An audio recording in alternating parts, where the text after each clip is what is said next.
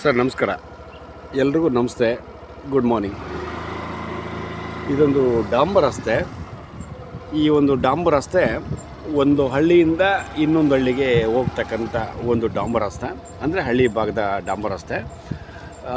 So ಈಗ ನಾನೇನಿದ್ದೀನಿ ಅಥವಾ ನಾನು ಏನು ಹೇಳ್ತಾ ಇದ್ದೀನಿ, ಆಸ್ತಿಯಿಂದ ಹಳ್ಳಿ ಒಂದಾಗುತ್ತೆ. ಸೊ ಹಳ್ಳಿಯಿಂದ ಹೈವೇ ಬಂದು ಒಂದಾಗುತ್ತೆ, ಅಂದರೆ ಹೈವೇಯಿಂದ ಎರಡಾಗುತ್ತೆ ಈ ಒಂದು ಲ್ಯಾಂಡ್ಗೆ. ಆದರೆ ಈ ಭಾಗ ಏನು ನೋಡ್ತಾ ಇದ್ದೀರಾ ಅಥವಾ ನಾನು ಏನು ಹೇಳ್ತಾ ಇದ್ದೀನಿ, ಈ ಭಾಗ ಎಲ್ಲ ಸಂಪೂರ್ಣ ಬ್ಲ್ಯಾಕ್ ಸಾಯಿಲು.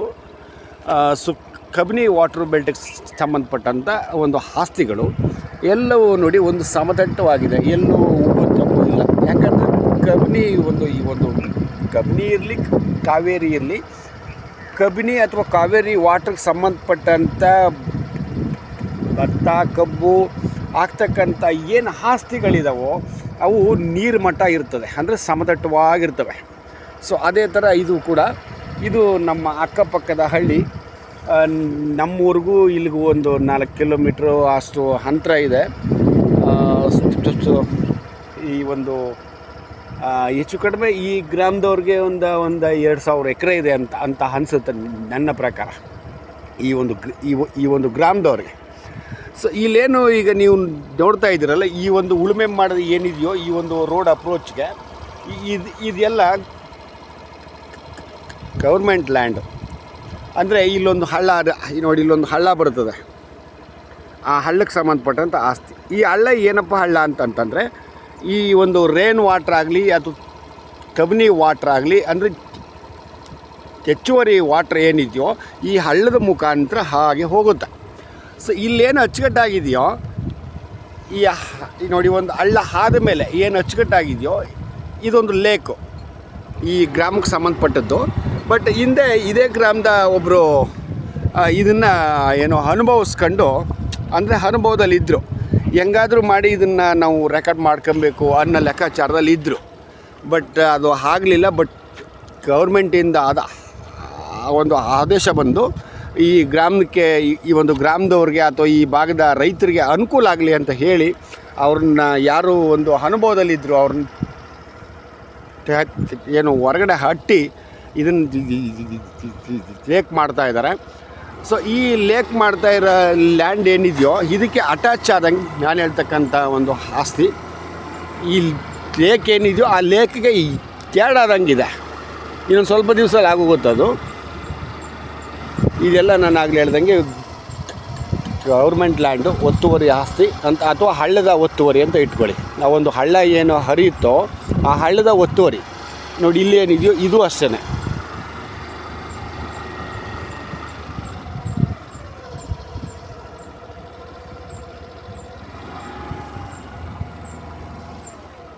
ಈಗ ನಾನು ಹೇಳ್ತಕ್ಕಂಥ ಆಸ್ತಿ ನೋಡಿ, ಇದು ಈ ಮೇಲ್ಗಡೆ ಅಪ್ಪು ಭಾಗ ಏನಿದೆಯೋ ಅಪ್ಪು, ಈ ಒಂದು ರಸ್ತೆಯಿಂದ 2ನೇ ಲ್ಯಾಂಡು. ಈ ಒಂದು ರಸ್ತೆ ಎಂಟ್ರೆನ್ಸು ನಾನು ಆಗ ಹೇಳ್ದಂಗೆ ಗೌರ್ಮೆಂಟ್ ಲ್ಯಾಂಡು ಅಥವಾ ಈ ಒಂದು ಹಳ್ಳದ ಒತ್ತುವರಿ ಆಸ್ತಿ. ಈ ಒಂದು ರಸ್ತೆಯಿಂದ ನೋಡಿ ಎಂಟ್ರೆನ್ಸ್ ಗೌರ್ಮೆಂಟ್ ಲ್ಯಾಂಡ್ ಇದೆ. ಗೌರ್ಮೆಂಟ್ ಲ್ಯಾಂಡ್ ಪಕ್ಕ ಹಳ್ಳ ಇದೆ. ಹಳ್ಳದ ಮೇಲ್ಭಾಗಕ್ಕೆ ಆಸ್ತಿ ಒಂದು ಸಮತಟ್ಟವಾಗಿದೆ, ಎತ್ತರವಾಗಿದೆ. ಎಷ್ಟೇ ಮಳೆ ಹೋದರೂ ಕೂಡ ಯಾವುದೇ ಥರವಾದ ತೇವಾಂಶ ಆಗಲ್ಲ, ವಸ್ತಿ ಆಗಲ್ಲ. 2 ಎಕರೆ 21 ಕುಂಟೆ, ಸಂಪೂರ್ಣ ಬ್ಲ್ಯಾಕ್ ಸಾಯಿಲು. ಅಂದರೆ ಬ್ಲ್ಯಾಕ್ ಸಾಯಿಲ್ ಅಂತಂದರೆ ವ್ಯವಸಾಯಕ್ಕೆ ಭಾಳ ಯೋಗ್ಯವಾದಂಥ ಒಂದು ಆಸ್ತಿಗಳಿವು. ಈ ಸ್ವಲ್ಪ ಎತ್ತರ ಪ್ರದೇಶದಲ್ಲಿ ಇರೋದ್ರಿಂದ ನೀವು ಆ ಒಂದು ಆಸ್ತಿ ಒಳಗಡೆ ಏನು ಬೇಕಾದರೂ ಕ್ರಾಪ್ ಹಾಕ್ಬೋದು. ಆಯಿತಾ, ಬಾಳೆ, ಅಡಿಕೆ, ಕೋಕೋನಟ್ಸು ಅಥವಾ ಇನ್ನಿತರ ಏನು ಬೇಕಾದರೂ ಹಾಕಬೋದು. ಸೊ ಈ ಭಾಗದಲ್ಲಿ ಏನಾಗಿದೆ ಅಂತಂದರೆ, ಕಬಿನಿ ವಾಟ್ರಿಗೆ ಹೆಚ್ಚು ಜನ ಹೋಗಿರೋದ್ರಿಂದ ಸೊ ಒಂದು ಕ್ರಾಪ್ ಭತ್ತ ಹಾಕಂತಾರೆ, ಇನ್ನು ಅದು ಬಿಟ್ಟರೆ ಇಲ್ಲ. ಇನ್ನು ಕೆಲವರು ಪಂಪ್ಸೆಟ್ ಮಾಡ್ಕೊಂಡಿರ್ತಕ್ಕಂಥವ್ರು ಭತ್ತ ಹಾಕ್ತಾರೆ, ಕಬ್ಬು ಹಾಕ್ತಾರೆ, ಬಾಳೆ ಹಾಕ್ತಾರೆ. ಅದು ನೋಡಿ, ಅದು ಆಸ್ತಿ ಅಪ್ಪು. ನೋಡಿ, ಒಂದು ರೋಡ್ ಎಂಟ್ರೆನ್ಸ್ ಏನಿದೆಯೋ ಈ ರೋಡ್ ಎಂಟ್ರೆನ್ಸಿಂದ 2ನೇ ಲ್ಯಾಂಡ್ ಅಪ್ಪು ಹಿಂಗೆ ಬರ್ತದೆ. ಅಷ್ಟು ಒಂದು 16 ಪಾತಿ 10 ಪಾತಿ ಏನೋ ಇದೆ. ಒಟ್ಟು 2.5 ಎಕರೆ 2 ಎಕರೆ 21 ಕುಂಟೆ. ಮತ್ತು ಈ ಕಡೆಯಿಂದ ಎಂಟ್ರೆನ್ಸ್ ಇಲ್ಲ. ಆಮೇಲೆ ಇದೇನಪ್ಪ ಈ ಕಡೆಯಿಂದ ಹೇಳ್ತಾ ಇದ್ದಾನೆ, ಎಲ್ಲಿ ಸರ್ ರೋಡು ಅಂತ ಅನ್ನಕ್ಕೆ ಹೋಗಬೇಡಿ. ಆ ಕಡೆಯಿಂದ ರಸ್ತೆ ಇದೆ, ಏನು ತೊಂದರೆ ಇಲ್ಲ. 2 ಎಕರೆ 21 ಕುಂಟೆ, ಭಾಳ ಎತ್ತರವಾಗಿದೆ.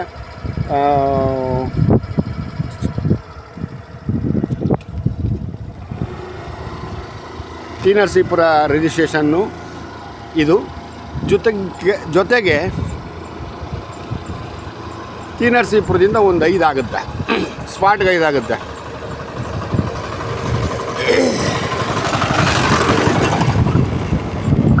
ಇಲ್ಲೇನಂದರೆ ಪಂಪ್ಸೆಟ್ ಮಾಡ್ಕೊಂಡಿರ್ತಕ್ಕಂಥವ್ರು ನಾನು ಆಗಲೇ ಹೇಳ್ದಂಗೆ 2 ಕ್ರಾಪ್ನ ಮಾಡ್ತಾರೆ. 2 ಕ್ರಾಪ್ ಅಂದರೆ ಭತ್ತ ಹಾಕೋರು ಇದ್ದಾರೆ, ಕಬ್ಬು ಹಾಕೋರು ಇದ್ದಾರೆ, ಬಾಳೆ ಹಾಕೋರು ಇದ್ದಾರೆ. ನೋಡಿ ಈಗಾಗಲೇ ಇದು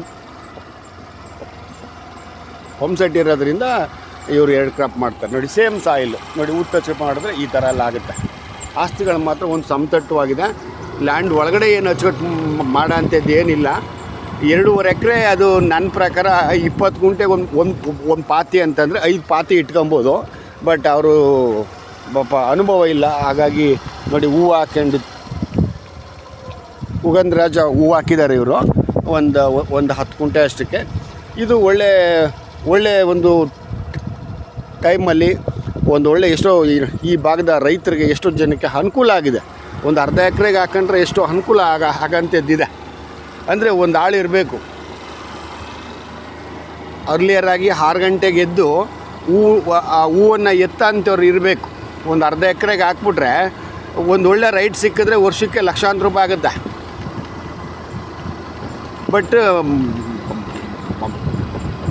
ಮನೆಯವರೇ ಓನರು, ಅವರು ಹಳ್ಳಿಯವರೇ ಆಗಲಿ ಹೊರಗಡೆ ಅವರೇ ಆಗಲಿ ಇಲ್ಲೇ ಇದ್ಕೊಂಡು ಮಾಡೋ ಅಂಥವ್ರು ಬೇಕು. ಸುಮ್ಮನೆ ಎಲ್ಲೋ ಇದ್ಕೊಂಡು ನಾನು ಯಾರಿಗೋ ಹೇಳಿದ್ದೀನಿ ಮಾಡಿದ್ದೀನಿ ಆ ಥರ ಆಗಲ್ಲ. ನೋಡಿ ಇದು ಇದೇ ಊರಿನವ್ರದ್ದು. ನೋಡಿ ಕಬ್ಬು ಬಾಳೆ ಮತ್ತು ಕೋಕೋನಟ್ ಸಾಕೊಂಡಿದ್ದಾರೆ. ಸೇಮ್ ಸಾಯಿಲು, ಅದು ಇದು 2 ಒಂದೇ ಸಾಯಿಲು. ಇದು ಏನಂದರೆ ಆಸ್ತಿಗಿಂತ ಈ ಕಡೆಗೆ ಅಂದರೆ ಹಳ್ಳಿ ಭಾಗ ಬರಬೇಕಾದ್ರೆ ರೋಡ್ ಪಕ್ಕಕ್ಕೆ ಇದೆ. ಇದು ಭಾಳ ಎತ್ತರವಾಗಿದೆ. ಈ ಪಂಪ್ಸೆಟ್ಗಳಿದು, ಯಾಕಂದರೆ ಇದಕ್ಕೆ ಕಬ್ಬಿಣಿ ವಾಟ್ರ್ ಆ್ಯಡ್ ಆಗಲ್ಲ. ನೋಡಿ ಕಬ್ಬು, ಬಾಳೆ, ಭತ್ತ ಅಥವಾ ಅಡಿಕೆ ಈ ಥರದ್ದೆಲ್ಲ ಹಾಕ್ಬೋದು. ಯಾಕಂದರೆ ಒಳ್ಳೆ ಮಣ್ಣು, ವ್ಯವಸಾಯಕ್ಕೆ ಒಳ್ಳೆ ಮಣ್ಣು. ವ್ಯವಸಾಯ ಮಾಡ್ತೀನಿ ಅಂತಕ್ಕಂಥವ್ನಿಗೆ ಭೂಮಿ ಯಾವುದಾದ್ರೂ ಏನು ಮಾಡ್ತಕ್ಕಂಥ ಇಚ್ಛಾಶಕ್ತಿ ಬೇಕು ಅಷ್ಟೇ. ನೋಡಿ ಇದು ಕಬಿನಿ ಕಾಲುವೆ.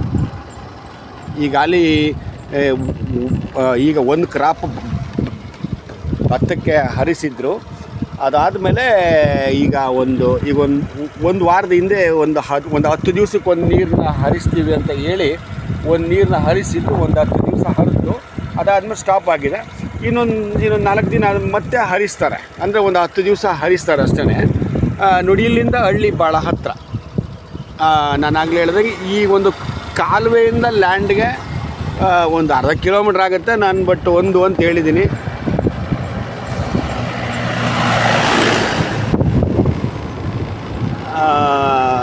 ಇದೆಲ್ಲವೂ ಈ ಭಾಗದ ರೈತರ ಆಸ್ತಿಗಳು. ನಾನು ಆಗಲೇ ಹೇಳಿದಂಗೆ ಕಬಿನಿ ನಾಲೆಗೆ ಒಂದು ಕ್ರಾಪ್ ಆಗ್ತಕ್ಕಂಥ ಆಸ್ತಿ. ಜೊತೆಗೆ ನೀವು